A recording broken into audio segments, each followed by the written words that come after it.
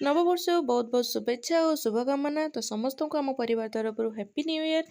ତ ଆମେ ଆସି ଘରେ ପହଞ୍ଚି ଯାଇଛୁ, ଘରେ ମତଲବ ଗାଁକୁ ଯାଇଛୁ। ତ ଠାକୁରଙ୍କୁ ମାଆ ବହୁତ ସୁନ୍ଦର ଫୁଲ ଦେଇ ସଜେଇଛନ୍ତି।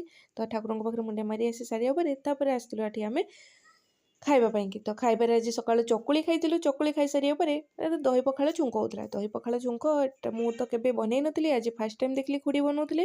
ତ ଏଇଟା ସ୍ପେଶାଲି ମୁଁ କେତେବେଳେ ଆପଣଙ୍କ ସହିତ ନୂଆ ମାନେ ଅଲଗା ରେସିପି ସେୟାର କରିଦେବି। ତ ଏଠି ହିଁ ହେଉଛୁ ମାନେ ଆମର ଦହି ପଖାଳ ଛୁଙ୍କ ସରିଲା। ତ ଆଗୁଆ ପ୍ଲାନିଂ ହେଇଥିଲା କ'ଣ ହେବ କ'ଣ ନାହିଁ। ତ ଏଠି ବନା ହେଇଥିଲା। ତ ବନା ହେଇଥିଲା ହେଉଛୁ କି ଦହି ପଖାଳ ହେବ ବୋଲି।